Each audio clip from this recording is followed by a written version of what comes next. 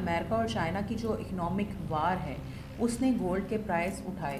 Donald Trump جو ہے وہ یو ٹرن لینے کا تو ماہر ہے, اس نے اس کے بچے کو مارا ہے. وہ ڈور کہاں سے آئی تھی؟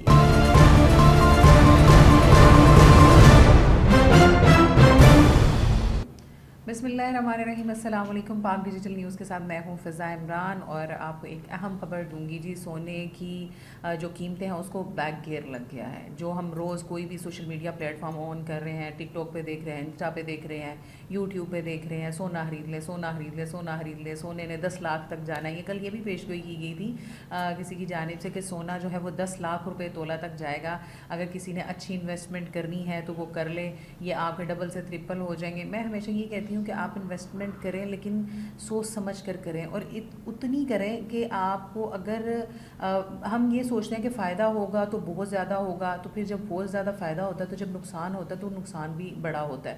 تو اس لیے جن لوگوں کو ایکسپرٹس کو اپنی رائے دے رہے تھے, جولر حضرات زیادہ فوکس کر رہے تھے جی سونا خرید لیں, سونا خرید لیں, تو یہ میں آگے جا کے آپ کو جولر حضرات کی بھی سٹوری بتاتی ہوں کہ وہ کیوں فورس کر رہے تھے کہ سونا خریدنا ہے. اگر خریدنا ہے تو کون سا خریدنا ہے اور کیسا خریدنا ہے, وہ بھی میں آج کی ویڈیو میں آپ کے ساتھ ڈسکس کروں گی. پہلے میں آپ کو سونے کی پرائس بتاتی چلوں جی. 4,37,000 روپے پر تولہ ہو گیا ہے, اور $85 اس میں کمی واقع ہوئی ہے. جو یہ سونا ہٹ کر کے آیا ہے 4,75,000 روپے تولہ کو, اور یہ ایک بڑی کمی, کل بھی تھوڑی کمی دیکھنے میں آئی, آج بھی ہوئی, اور سونا جو ہے وہ بیک ہو رہا ہے.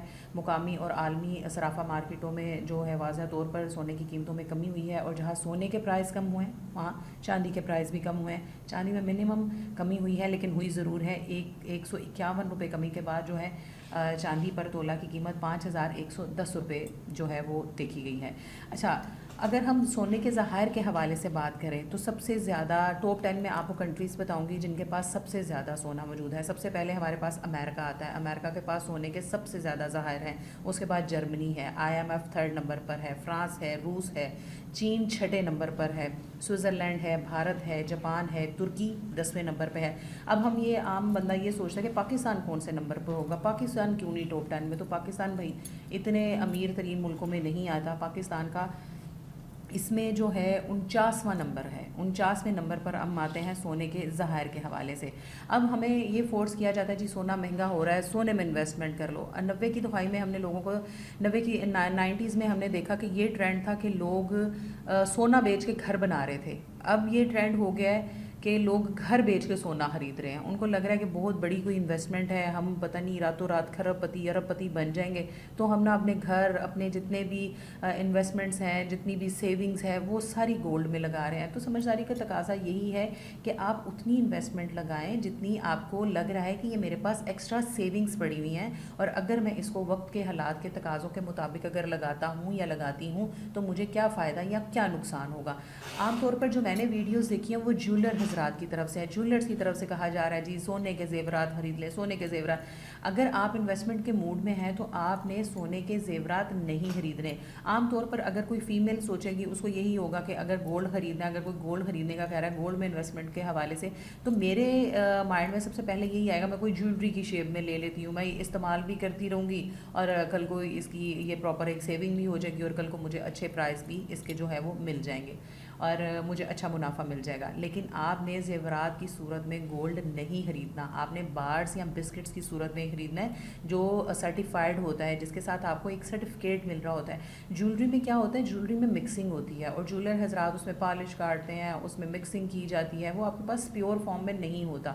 اور وہ کل کو جب آپ بیچتے ہیں تو آپ یہ دیکھتے ہیں کہ میں نے تو اس کو 5 سال پہلے بھی اسی پرائز پہ لیا تھا, 5 سال بعد بھی یہ مجھے تقریباً اتنے ہی پیسے دے کے جا رہا ہے, تو میرا تو کوئی خاص فائدہ نہیں ہوا. تو وہ کیوں نہیں ہوا؟ کیونکہ ہم نے مکسنگ والا گولڈ خریدا, ہم نے لیا تو اس کو جو مارکیٹ ریٹ تھا اس کے مطابق, لیکن وہ ایک عام بندے کو, ایک عام صارف کو نہیں پتہ ہوتا اس میں کتنی کھوٹ ڈالی گئی ہے, یا اس میں کتنی مکسنگ کی گئی ہے, یا اس میں پالش کتنی لگائی ہے. یہ تو ایکسپرٹ لوگوں کو پتہ ہوتا ہے.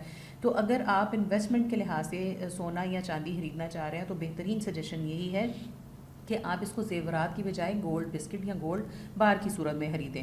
اور دوسرا جو ہے امریکہ اور چائنا کی جو اکنامک وار ہے اس نے گولڈ کے پرائس اٹھائے. جب یہ بھی ایکسپرٹس کی جانب سے کہا جا رہا ہے کہ جب ڈونلڈ ٹرمپ جو ہے وہ یو ٹرن لینے کا تو ماہر ہے, اگر چائنا اور امریکہ میں اکنامک وار ختم ہوتی ہے, ان میں کوئی صلح ہوتی ہے, یا یہ وار کم ہو جاتی ہے, یا وہ مفاہمت کی طرف جاتے ہیں, تو گولڈ کے پرائس نو ڈاؤٹ آٹومیٹکلی نیچے آئیں گے. تو جس نے بھی انویسٹمنٹ کرنی ہے سونا یا چاندی میں, تو وہ سوچ سمجھ کر کریں, اور اپنے ان سٹیکس کو انویسٹمنٹس میں لگائیں جو ان کے پاس سیونگ کی مد میں ہے, بلکہ اپنی چیزیں بیچ باچ کے, اپنا گھر بار بیچ باچ کے, اپنی گاڑیاں بیچ باچ کے یہ مت سوچیں کہ میں اس سے بہتر گاڑی لے لوں گی یا لے لوں گا, فی الحال میں اس کو گولڈ میں جو ہے انویسٹ کر لوں, میں گھر کل کو 10 مرلے کا بیچ کے میں 1 کنال پہ لے لوں گا. تو یہ نہ ہو کہ جو آپ کے پاس موجود چیزیں ہیں آپ ان سے بھی جائیں. بہتر حکمت عملی یہی ہوتی ہے کہ آپ نے جو سیونگ کی مد میں آپ کے پاس چیزیں ہیں ان کو انویسٹمنٹ کی طرف لے کر آئیں. تو یہ تھی جی سونے اور چاندی کی صورتحال. دوسرے نمبر پر میں بات کرنا چاہوں گی بھی بسنت کے حوالے سے.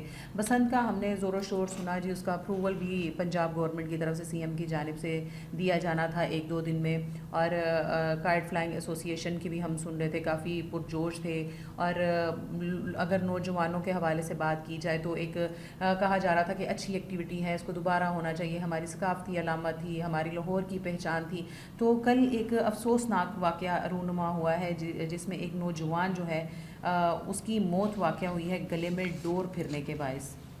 دیکھیں, جب ہمارے چھوٹی سی ایک لاپرواہی کی باعث اس شہری کا نام نعمان بتایا جا رہا ہے, اس کا یہ بھی ہے کہ یہ اپنے گھر کا سب سے بڑا بیٹا تھا اور واحد کفیل تھا. کسی کی جوان اولاد آپ کے ایک شغل بازی اور خونی ڈور کی نظر ہو گئی. آپ کی پتنگ بازی ایک ایکٹیویٹی ہے نا, آپ تھوڑی دیر کا شغل کر رہے ہیں, مزہ کر رہے ہیں, انجوائمنٹ کر رہے ہیں, اور کسی کی آپ نے اس میں وہ اولاد قبر میں ڈال دی جو اس کی ماں نے, میں کہتی ہوں مائیں اپنی اولاد کو کیسے ناپ ناپ کے چھپا کے بڑا کرتی ہیں, اور آپ کی ایک کمی کوتاہی کی وجہ سے, اور وہ بھی ایسی ڈور جس کا نہیں پتہ وہ کہاں سے آئی ہے. آپ اپنا خون کس کے ہاتھوں پہ تلاش کریں گے؟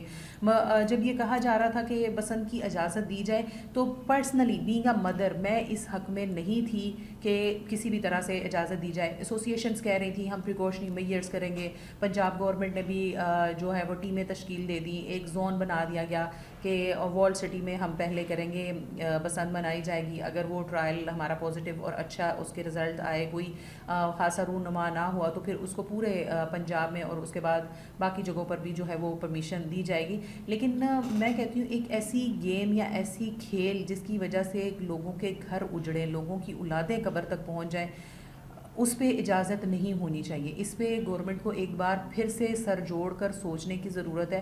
جہاں ایسوسی ایشن کے افراد یہ کہتے ہیں جی اتنے لاکھ گھر جو ہے پتنگ بازی رکنے کی وجہ سے بے روزگار ہو گئے, لوگوں کا روزگار ختم ہو گیا, آپ متبادل روزگار دے دیں, بجائے اس کے کہ لوگوں کے بچوں کی آپ لاشیں اٹھائیں گے, لوگوں کے بچے ماریں گے. اور یہ ایسی ہے, دیکھیں آپ اس دن ایسوسی ایشن کے ایک بندے کے ساتھ میری بات ہوئی, اس نے بہت ڈیفینڈ کیا کہ بسنت ہونی چاہیے, بسنت ہونی چاہیے. بھائی یہ ایک ایسا اندھا قتل ہوتا ہے جس کو آپ کو ساری زندگی پتہ نہیں ہوتا کہ آیا یہ میرا بچہ یا یہ میرا شوہر یا میرا بیٹا یہ گھر سے گیا, اس کو ڈور پھری اور گھر واپس اس کی ہنستا کھیلتا ایک نوجوان بچہ یا بڑا یا بوڑھا کوئی بھی جاتا ہے اور واپس اس کی میت آتی ہے, تو اس فیملی کے لیے آپ اس ٹراما کو سمجھ سکتے ہیں کہ وہ ساری زندگی کس کو پکڑیں گے کہ کس نے اس کے بچے کو مارا ہے. وہ ڈور کہاں سے آئی تھی؟ ایک اندھی ڈور, ایک اندھی جس کا خون کا کچھ پتہ نہیں ہے, خونی ڈور, اس کو پھیر کے آپ کا شغل بازی 15-20 منٹ کی جو ہے, اور اس کے بعد ایک گھر اجاڑ کر رکھ دیا. تو بسنت پر میں یہی کہوں گی کہ ایک بار پھر نظر ثانی ہونی چاہیے, سوچنا چاہیے گورنمنٹ کو بھی, اور تمام جو متعلقہ ادارے ہیں ان کو بھی. پولیس کارروائی کر رہی ہے, دوبارہ سے کریک ڈاؤن جو ہے وہ شروع ہو گیا ہے. جب ہم دیکھتے ہیں نا کہ اجازت ملنے جا رہی ہے تو ہم فوراً ریلیکس ہو جاتے ہیں, بھائی اب تو اجازت مل جانی ہے, ہم اپنی گڈیاں پتنگیں نکال لیں, اپنی ڈوریں چرخیاں نکال لیں اور دوبارہ سے اپنی اس موج مستی میں آ جائیں. لیکن آپ کی یہ موج مستی کسی کا گھر برباد کر سکتی ہے, کسی کی اولاد کو قبر تک پہنچا سکتی ہے. تو خدارا تھوڑا سا انڈیویجول لیول پر ہمیشہ یہ ضرور سوچا کریں کہ آج اگر کسی کا بچے کے ساتھ یہ ہوا ہے یا کسی کے بھائی بیٹے کے ساتھ یہ ہوا ہے تو یہ کل کو آپ کے ساتھ بھی ہو سکتا ہے. اگر فیکٹس اینڈ فیگر کے حوالے سے بات کی جائے تو ترجمان جو ہے پنجاب پولیس کے, انہوں نے رواں سال لاہور میں صوبہ بھر میں انسداد پتنگ بازی ایکٹ کی خلاف ورزی پر 5,970 ملزمان کو جو ہے گرفتار کیا گیا ہے. 5,784 مقدمات درج کیے گئے, جبکہ 5,29,000 814 पतंगें कब्जे में ली गई, 21,301 डोर चरखियाँ बरामद की गई, 5,362 केसेस के चलान जमा करवाए गए। और इस हवाले से मज़ीद आपको बताती जाऊँ कि सूबाई दारुल हुकूमत लाहौर में 1,654 मुलजमान को गिरफ्तार किया गया, 1,620 मुकदमात दर्ज हुए, 35,420 पतंगें, 1,753 डोर चरखियाँ बरामद की गई। तो इसमें मैं कहती हूँ एक प्रॉपर कानून साजी होनी चाहिए। पहले जिस तरह से एक स्ट्रिक्टनेस हुई हुई थी कि अगर किसी भी घर का बच्चा पतंग उड़ाते हुए पकड़ा जाएगा तो उस पर भी कानूनी कार्रवाई होगी, उसके बड़ों पर भी होगी। तो जब तक हम एक कानून नाफिज करने वाले अदारे जो हैं वो जब तक एक्शन में नहीं आएंगे, हम किसी भी चीज़ को रोक नहीं सकते। इसी के साथ हमें इजाज़त दीजिएगा, दोबारा हाजिर होंगे। अल्लाह हाफ़िज़।